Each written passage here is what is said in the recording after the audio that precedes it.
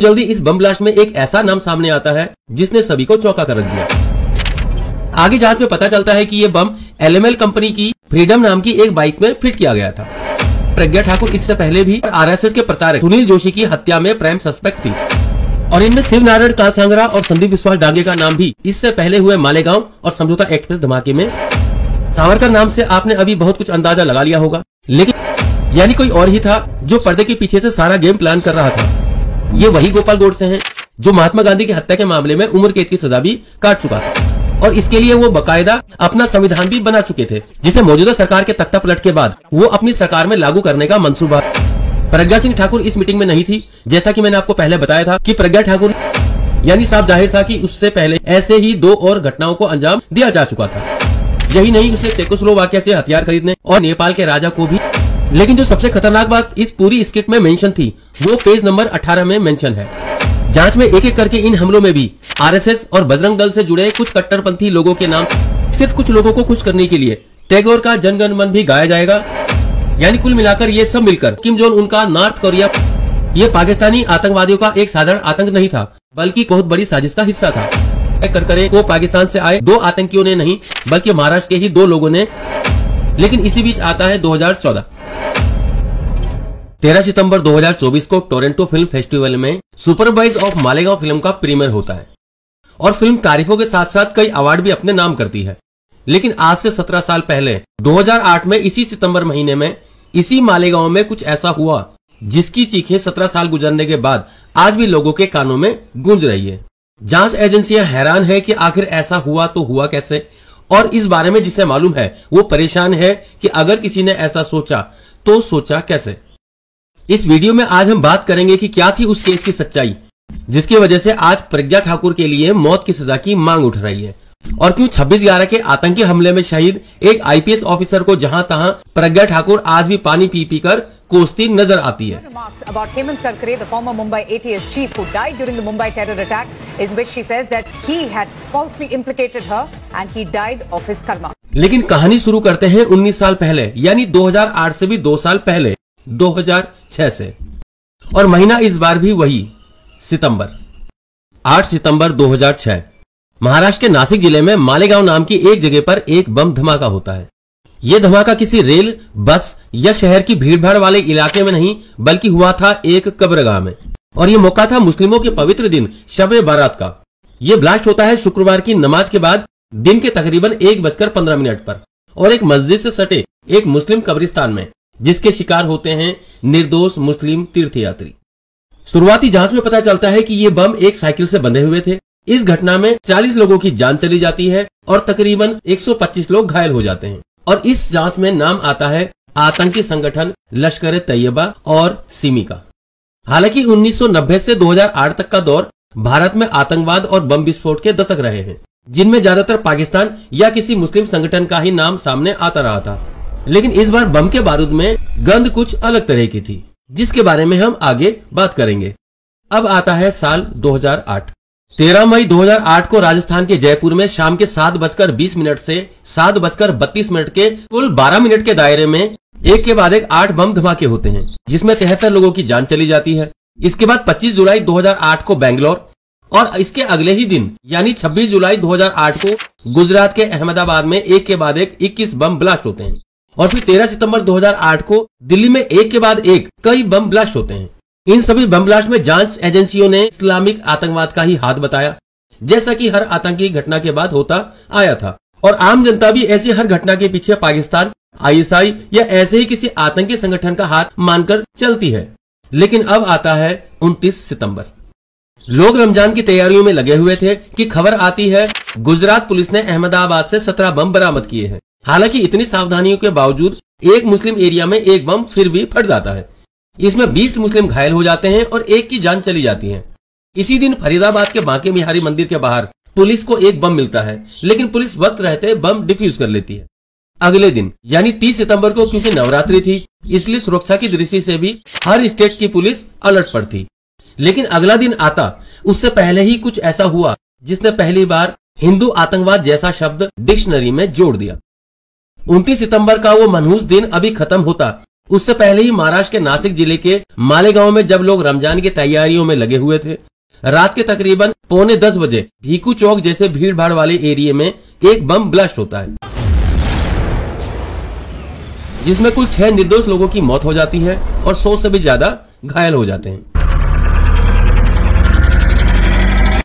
जैसा कि मैं पहले ही बता चुका हूं कि अगले दिन नवरात्रि थी और साफ जाहिर था कि धमाके का मकसद हिंदू मुस्लिम दंगे कराकर देश की शांति भंग करने का था। और हर बार की तरह इस बार भी ब्लास्ट का सेहरा किसी मुस्लिम संगठन ISI या पाकिस्तान के सर बांधने की लोग उम्मीद कर रहे थे। जांच एजेंसी ATS यानी एंटी टेररिस्ट स्क्वाड अपने काम पर लग जाती है और इस ATS की कमान थी पूरे डिपार्टमेंट में अपनी ईमानदारी और निष्ठा के लिए जाने जाने वाले एक बहादुर IPS अफसर हेमंत करकरे के हाथ। ATS अपनी चार्जशीट में दावा करती है कि इस ब्लास्ट में RDX जैसे एक्सप्लोजिव का इस्तेमाल किया गया था और बहुत जल्दी इस बम ब्लास्ट में एक ऐसा नाम सामने आता है जिसने सभी को चौंका कर रख दिया। और ये नाम था कुछ वक्त पहले तक RSS के छात्र संगठन ABVP की सदस्यता छोड़ संन्यास ले चुकी और फिलहाल भोपाल से सांसद बनी प्रज्ञा सिंह ठाकुर। लेकिन जब सारे ही सबूत नदारद थे तो आखिर ATS कैसे पहुंची साध्वी प्रज्ञा तक? कौन है सुनील जोशी जिसकी हत्या में मालेगांव ब्लास्ट से पहले ही साध्वी प्रज्ञा का नाम आ चुका था? 2008 में हुए इस ब्लास्ट की जांच में ATS कैसे पहुंची विनायक सावरकर और नाथुराम गोडसे के परिवार तक? क्यों महाराष्ट्र के IG ने दावा किया था कि IPS करकरे की हत्या करवाई गई हो सकती है? और क्या था अखंड हिंदू राष्ट्र के उस नए संविधान में जिसे भारत सरकार का तख्ता पलटकर मौजूदा संविधान को बदलकर लागू करने की साजिशें की जा रही थी? इन सभी सवालों के जवाब जानने की कोशिश करते हैं आज के इस वीडियो में। Breaking update, what we are getting to know in the Malegaon blast of 2008. DNA में आज हम सबसे पहले उन राजनीतिक खिलाड़ियों का DNA टेस्ट करेंगे जिन्होंने अपने फायदे के लिए भगवा आतंकवाद शब्द का आविष्कार किया। This election is a test of the common Indian's patriotism, and if you are with Modi, you are with India. If you are not with Modi, you are anti-India. That's it.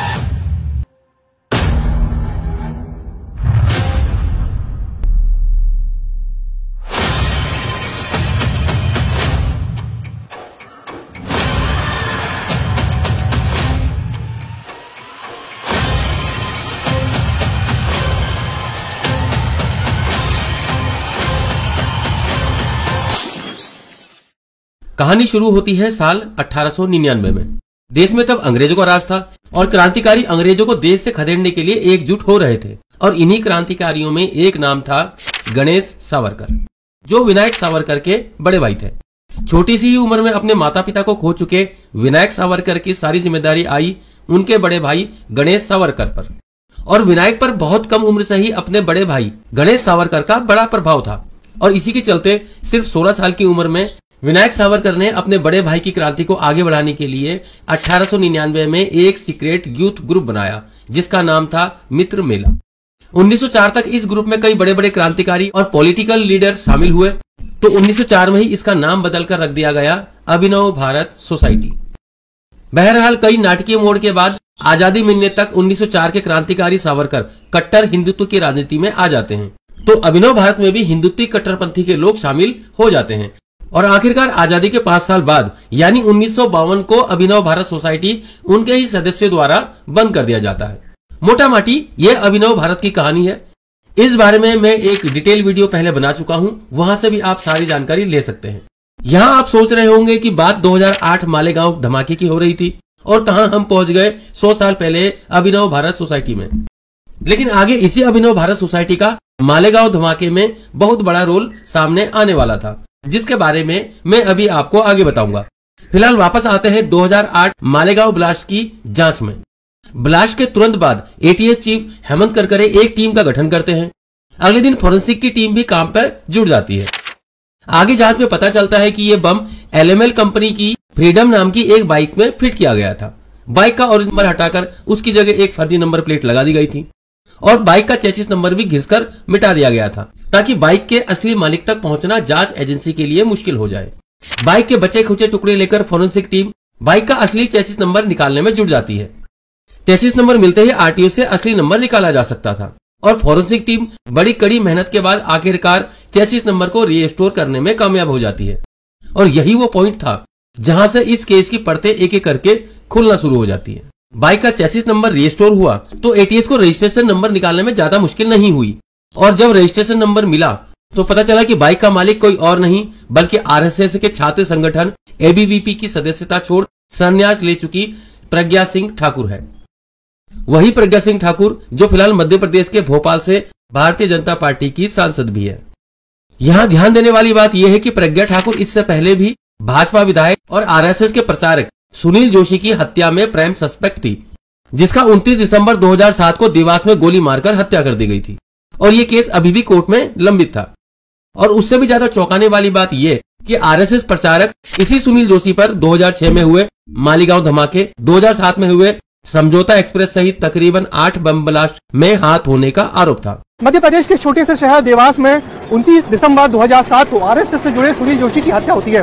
Police ऐसे आपसी रंजिश का मामला मानकर जांच बंद कर देती है, मगर ये मामला 2 साल बाद यानी कि 2009 को प्रज्ञा ठाकुर की गिरफ्तारी के बाद फिर से खोला जाता है, और फिर तो जैसे देश में हुए सारे धमाकों के तार आपस में जुड़ते जाते हैं। इसके बाद से ही एनआईए मालवा के इंदौर शहर में डेरा डालकर बैठी है। एनआईए की अब तक की जांच के मुताबिक सुनील जोशी इन धमाकों का मास्टरमाइंड था, जिसने रामजी और संदीप डांगे के साथ मिलकर धमाकों की साजिश रची थी। और कारवा मैगजीन में 17 अप्रैल 2019 को लिखे लीना गीता रघुनाथ के आर्टिकल की माने तो 18 फरवरी 2007 को समझौता एक्सप्रेस में हुए बम धमाकों में इसी सुनील जोशी और असीमानंद के साथ प्रज्ञा ठाकुर भी शामिल थी। हालांकि हम इस बात की पुष्टि नहीं करते हैं।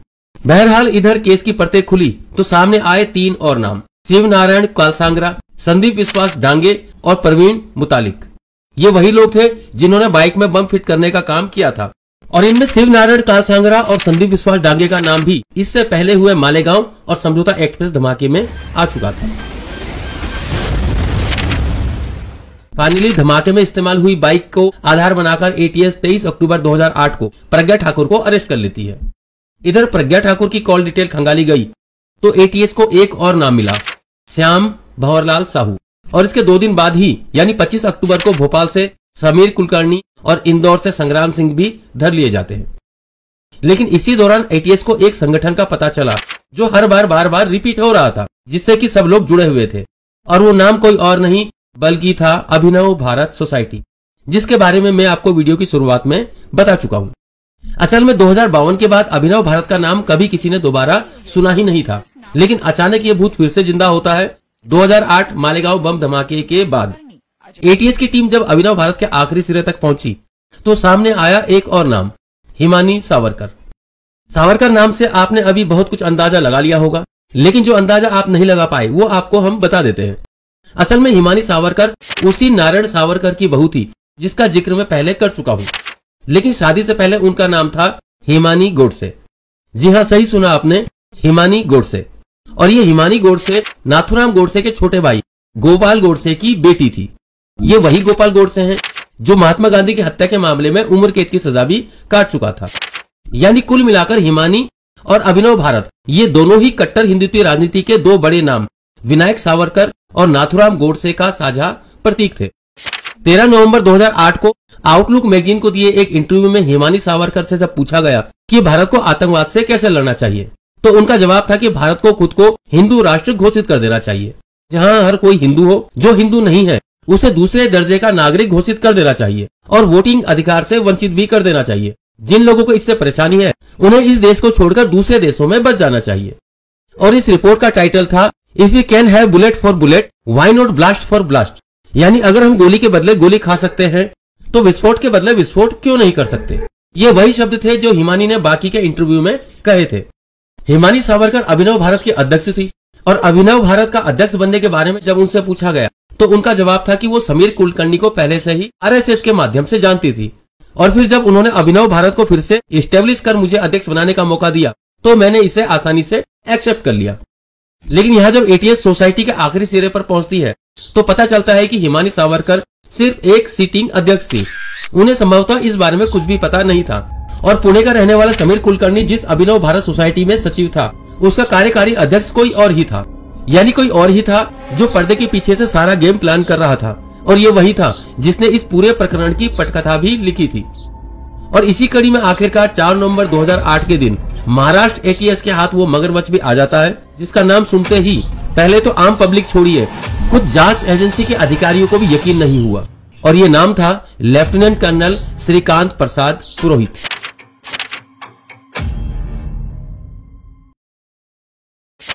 ये देश के लिए वाकई में बड़ी शर्म की बात थी कि भारतीय आर्मी, जिसका नाम बड़ा शौर्य से लिया जाता है, उसका एक कर्नल रैंक का अधिकारी जो अभी भी ऑन ड्यूटी ही था, एक आतंकी घटना से जुड़ा हुआ था।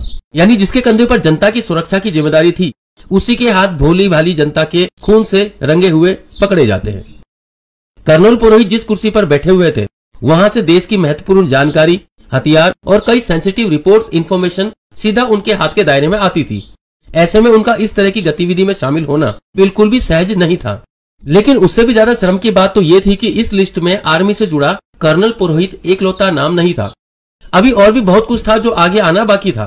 एटीएस इनके पास से 3 लैपटॉप और कुछ पेन ड्राइव बरामद करती है, जिसमें मीटिंग्स की रिकॉर्डिंग और कुछ गुप्त जानकारियां थी, जिनसे सिद्ध होता था कि इनका मकसद सिर्फ दहशत फैलाना नहीं था, बल्कि इजराइल और नेपाल के सहयोग से जनता की चुनी हुई सरकार का तख्ता पलटकर अपनी अखंड हिंदू राष्ट्र की सरकार को स्थापित करने का था।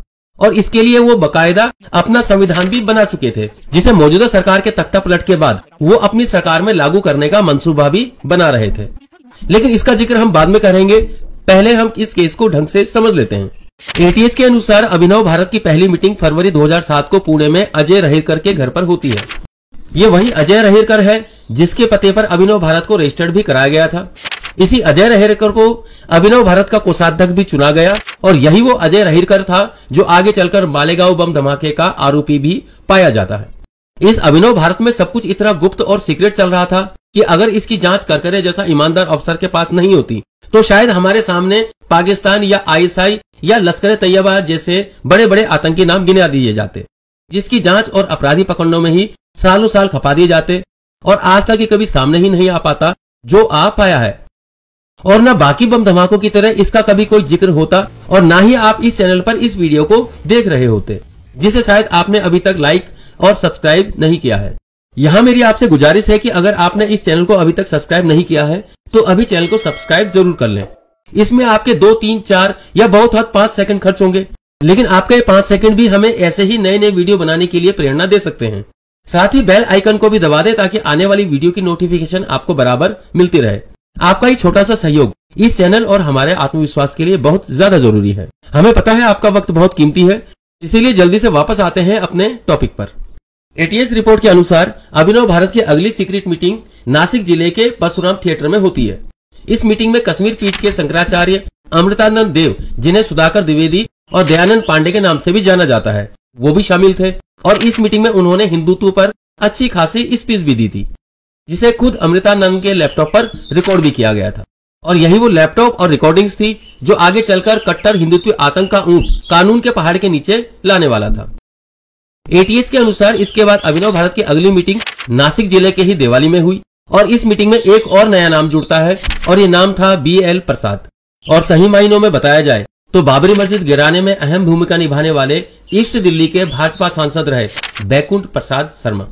एटीएस ने जब बैकुंठ प्रसाद शर्मा से बात की तो एक और नाम सामने आता है और वो नाम था सुधाकर। यहाँ आपको याद दिला दूं कि राम मंदिर बनने से पहले दैनिक भास्कर की एक रिपोर्ट के अनुसार संत परमहंस दास की एक इमेज बहुत वायरल हुई थी, जिसमें परमहंस दास ने दावा किया था कि अगर अक्टूबर तक भारत को हिंदू राष्ट्र घोषित नहीं किया गया तो वो सरयू नदी में जल समाधि ले लेंगे। और इसी न्यूज आर्टिकल की हेडलाइन थी, मालेगांव ब्लास्ट के आरोपी ने अयोध्या का दौरा किया, जमानत पर रिहा हुए सुधाकर चतुर्वेदी ने रामलला के दर्शन किए, संतों से की मुलाकात और भारत को हिंदू राष्ट्र बनाने की रणनीति पर चर्चा की। ये वही सुधाकर त्रिवेदी है जिसका नाम अब इस मालेगांव ब्लास्ट में सामने आया था। हालांकि ना तो कभी हिंदू राष्ट्र घोषित हुआ और ना ही परमहंस दास ने कभी जल समाधि ली, लेकिन इतनी मीटिंग हो चुकने के बाद भी अभी तक किसी भी मीटिंग में किसी भी तरह के बम ब्लास्ट की कोई बात सामने नहीं रखी गई थी।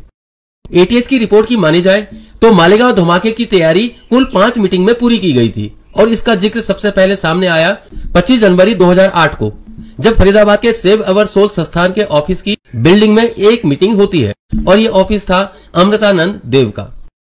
इस मीटिंग में अभिनव भारत के कार्यकर्ताओं के अलावा आर्मी से रिटायर्ड मेजर रोमेश उपाध्याय, समीर कुलकर्णी, सुधाकर चतुर्वेदी और अमृतानंद देव भी शामिल थे। इसके अलावा 11 अप्रैल को भोपाल में फिर से इनकी एक और मीटिंग होती है और पहली बार इस मीटिंग में शामिल होती है एबीवीपी की प्रज्ञा सिंह ठाकुर। यहाँ बम ब्लास्ट की पूरी रणनीति पर विस्तार से चर्चा की जाती है और मुस्लिम बहुल एरिया महाराष्ट्र के नासिक जिले के मालेगांव में सबकी सहमति बनती है। इसके लिए विस्फोटक अरेंज करने की जिम्मेदारी कर्नल पुरोहित खुद लेते हैं क्योंकि वो एक आर्मी से अच्छी खासी पोस्ट पर थे, जहां से ये सब अरेंज करना उनके लिए बहुत आसान था। बम प्लांट करने की जिम्मेदारी दी गई अमृतानंद देव को, वही ब्लास्ट करने के लिए लोग अरेंज करने की जिम्मेदारी आती है प्रज्ञा सिंह ठाकुर के हिस्से। एटीएस की रिपोर्ट आगे बताती है कि अगली मीटिंग 11 जून 2008 को इंदौर के सर्किट हाउस में की जाती है, जहां प्रज्ञा ठाकुर रामजी कालसांगरा और संदीप डांगे को अमृतानंद देव से मिलाती है।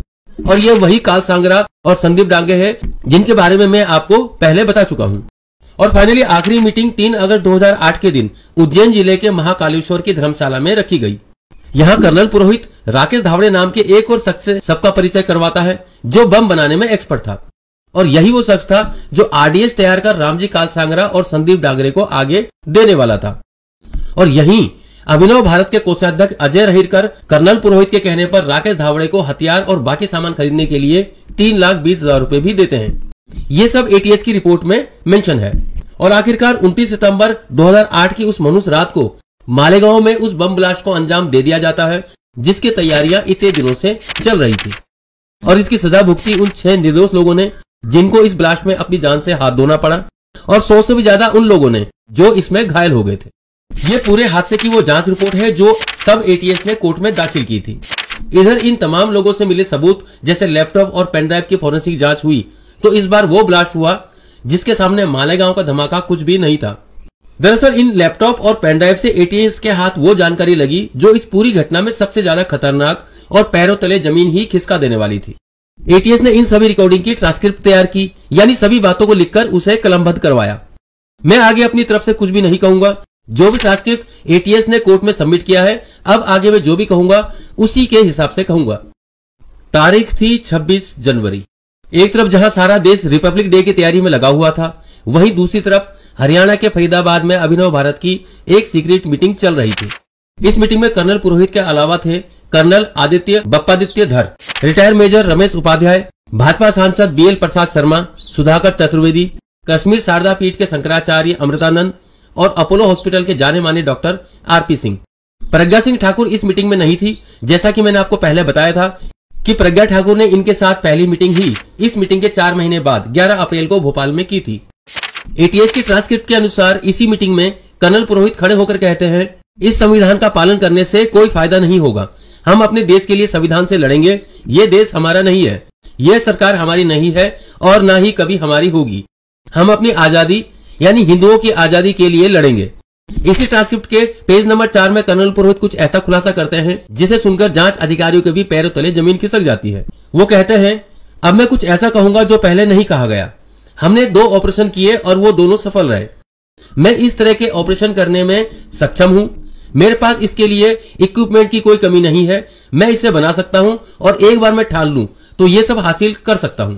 ये बात मोटा मोटी मालेगांव बम धमाके से पहले की गई थी, यानी साफ जाहिर था कि उससे पहले ही ऐसे ही 2 और घटनाओं को अंजाम दिया जा चुका था और अब तीसरे यानी मालेगांव धमाके की तैयारी चल रही थी।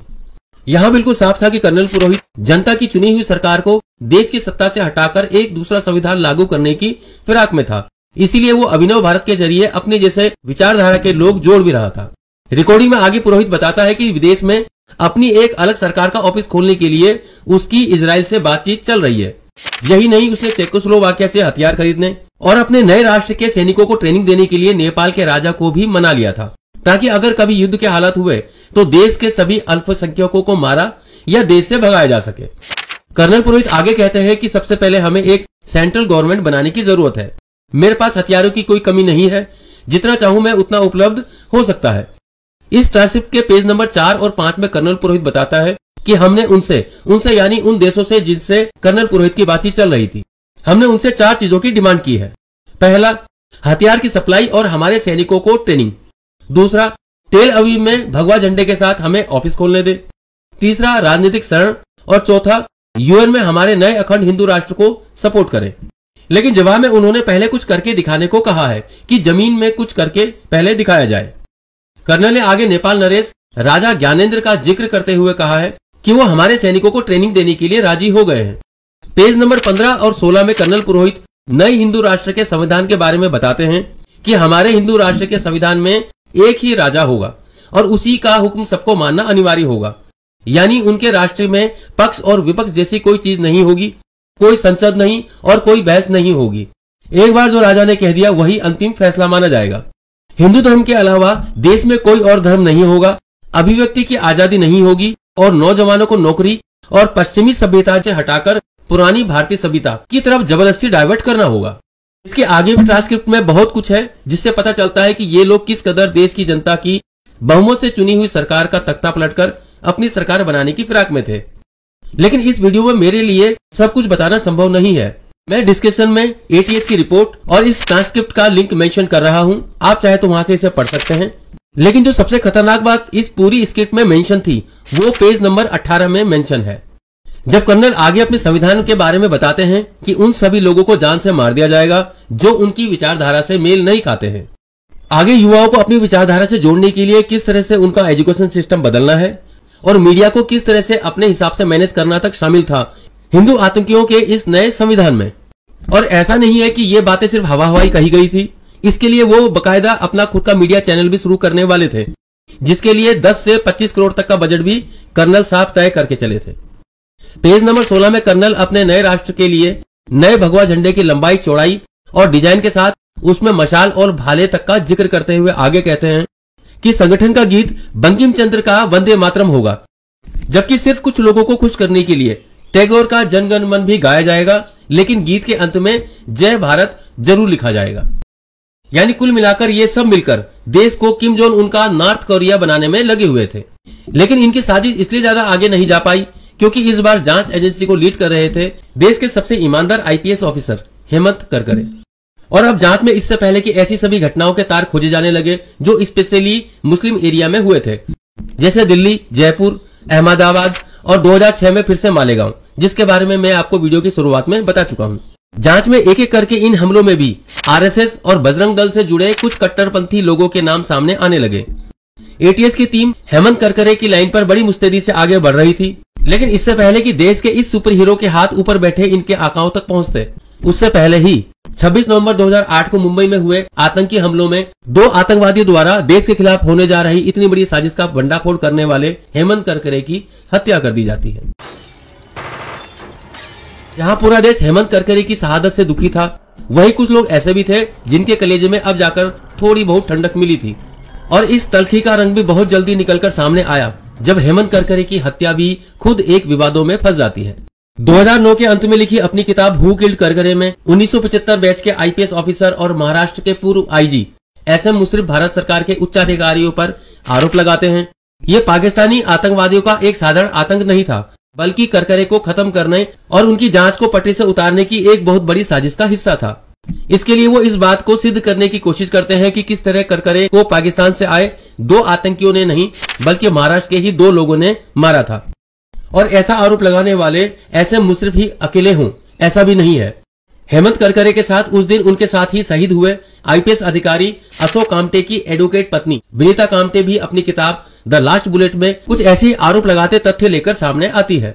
बहरहाल हेमंत करकरे की शहादत और उनकी मौत से जुड़ा विवाद हमारा मुद्दा नहीं है, इसलिए इसे यही छोड़कर हम अपने सवाल पर वापस आते हैं कि आखिर इतना बड़ा खुलासा होने के बाद इन सब का और इस केस का आगे क्या हुआ। यहाँ इस कहानी का अंत भी इस कहानी की तरह ही बड़े नाटकीय मोड़ के साथ आखिरकार एक बड़ी दिलचस्पी के साथ क्लोज हो जाता है।